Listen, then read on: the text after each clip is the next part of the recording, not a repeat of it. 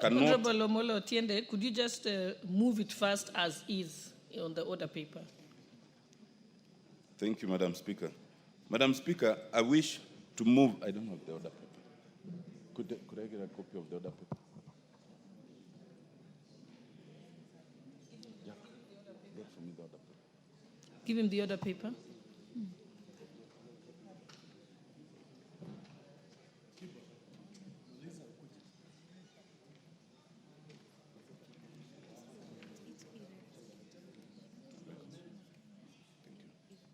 Thank you, Madam Speaker.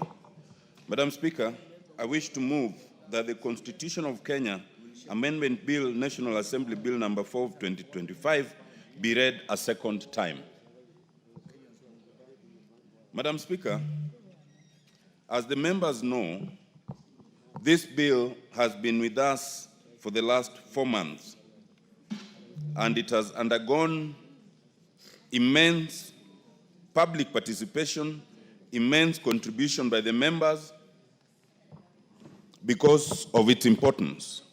It is our hope, and it is my hope, Madam Speaker, as the mover, that this then will actually constitute the first amendment to the Constitution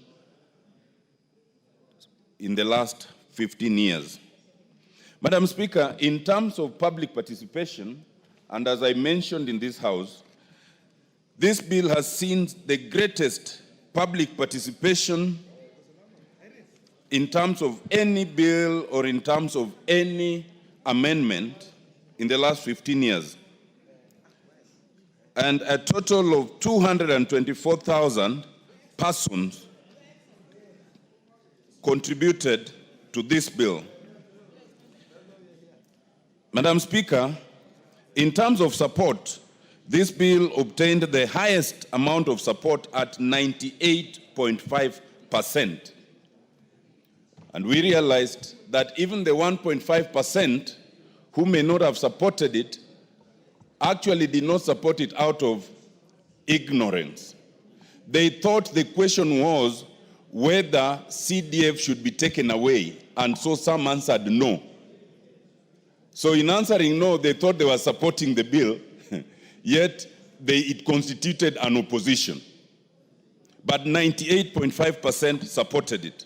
Indeed, Madam Speaker, in terms of if it was to go to referendum, we are persuaded that this bill would receive overwhelming support. But we have not found it necessary to take it to referendum, first, because under Article 255, it is not necessary to take it to referendum. But secondly, the cost of referendum is one that we may not need to incur unnecessarily on such a matter. Madam Speaker, this bill seeks to constitutionalize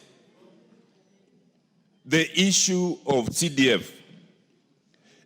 Almost everyone has always supported CDF, but there are those who have sought to challenge it based on the Constitution. We seek to remedy that by putting it in the Constitution itself, so that it's beyond the constitutional question. Under Article 2.3, once we do that, then it will be beyond challenge. Because no one opposes the idea of the CDF. They have been opposed to the role of the members of parliament. They have been opposed to certain functions that have been included in the CDF Act.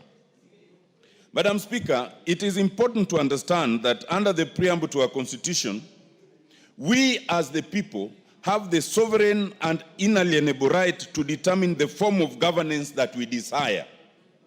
That form of governance is as captured in the Constitution, but it is also as we may desire and amend the Constitution from time to time. We believe that it is time to entrench the idea of CDF in the Constitution. A Constitution is not the Bible, as summarized in the 10 Commandments. A Constitution is a working document that can be adjusted, it can be changed as the people may desire. Constitutional edits are therefore movable and can be added to or removed.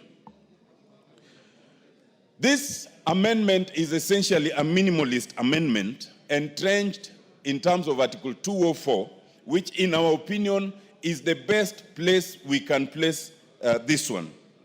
It entrenches the three funds as captured in the document. And for the avoidance of doubt, two things. One, it only relates to matters which are within the exclusive jurisdiction and functions of national government, not any of the functions of the counties. And secondly, it is restricted to monies appropriated for the national government share of revenue as per the Division of Revenue Act. Those who think and those who say that we should abolish CDF and take it to the counties ought to know that even if we abolish CDF, these monies will not go to the county at all, and they will not do those county functions. This bill avoids the complaints that have commonly arisen, and there are three. One, that it might affect county allocations. It does not. Two, it gives no role for a member of parliament on the face of it. Thirdly, it does not affect the doctrine of separation of powers. And let me speak to the idea of separation of powers. Separation of powers in the Constitution is mentioned only thrice in the context of devolution. Separation of powers is a constitutional principle. It is necessary, but it is not absolute. You can adjust this as the country may desire. And in our constitutional design, we have adjusted it in two fundamental ways. One, in the traditional doctrine of separation of powers, the executive holds the purse and the sword. In our constitutional design, we have moved the purse to parliament. It is parliament that determines the allocations in terms of the budget. That is an adjustment of the doctrine of separation of powers. Two, the judiciary is supposed to be mandated to interpret the Constitution and the laws. But in our case, we have created a judiciary fund which would not accord with the traditional doctrine of separation of powers. Because in our unique situation, it was necessary that we protect the judiciary in terms of funding. But we have even gone further. We have created constitutional commissions and independent offices that do not fit within any of the three traditional arms of government. So all those who usually come and sing separation of powers in respect of CDF should be able to tell us, how does these three things accord to separation of powers?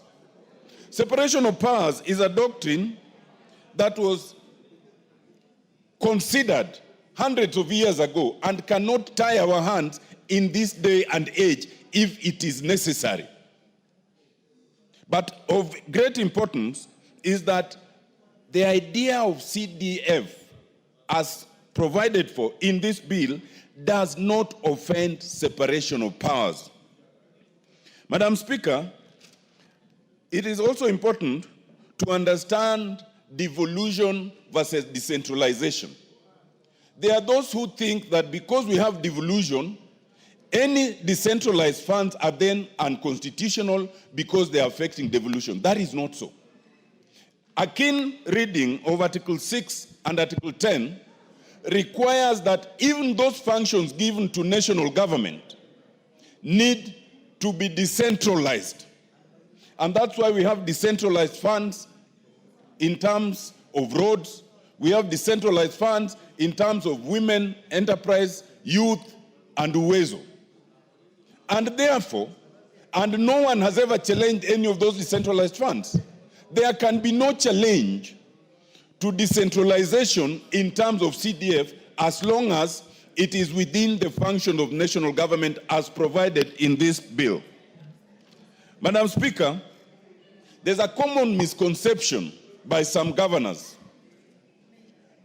in the thinking that if you kill CDF, then you will get more funds to the counties and therefore they will have more funds to use. I do not want to speak to what governors do with their funds for now. But I want them to understand that even if you did not have CDF, these funds will not go to counties. They will remain at the national government level. And if they remain at the national government level, we will be going back to where we were decades ago, where for any member of parliament to even enable construction of a toilet in a school, you will have to seek the appointment with the president and tell him, Mr. President, I need 400,000 to construct a toilet in Chianda Primary. For all the members of parliament who are here, that will not be possible. And that will be taking us to the centralization of power that we are trying to avoid. But of greater importance, even if this money were to be given to the counties, it should be understood that it will not be used for the purposes for which CDF is currently in use. Counties are restricted to ECDs in terms of education and village polytechnics. Counties cannot have the authority to construct any classroom, any dormitory, any laboratory, or even any fencing anywhere. So anyone opposing this should think that who then will have that responsibility of helping our primary schools, our secondary schools, our universities? It should be understood that the bursaries that we are currently providing for within CDF will not be given by the counties. Counties cannot give bursaries beyond ECD and village polytechnics. And in fact, as we speak, there's a High Court order stopping counties from issuing any such bursaries. It should be understood that the effort that we now have of helping the judiciary help Kenyans access justice by constructing courts will not be possible.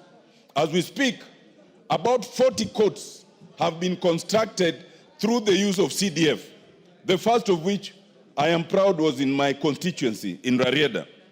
It should be understood that counties cannot help in construction of police stations because police stations, in terms of security, belongs to national government. It should be understood, Madam Speaker, that the idea of solarization of energy that many constituencies have undertaken in schools will not be possible. In terms of fishing, and because I come from a fishing community where we even provide for speedboats and all through the committee, that will not be possible. Madam Speaker, of importance, the history of this bill is that it is founded on the National Dialogue Committee. The National Dialogue Committee, the first phase of which Honorable Murugara and I chaired, and the second phase that was co-chaired by our leader of majority, and Honorable Kalonzo Musyoka, expressly recommended the entrenchment of CDF in the Constitution. And to the extent that the NADCO report is a reflection of the wishes of Kenyans, we are merely agents of implementation of those wishes. Madam Speaker, I think that it should be understood, and the report is here, we had public participation, which was immense, which was widespread, and it is encapsulated in this 500-page document by the greatest number of Kenyans who have ever participated. Madam Speaker, I think there's not much more to say on this, except to say that it is in keeping with the wishes of Kenyans. It is in keeping with the doctrines of constitutionalism. It is in keeping with the desire to decentralize power in terms of what we have called imperial powers of the presidency. It is in keeping with the service to our constituents in terms of representation that the national government constituency fund should be entrenched. And we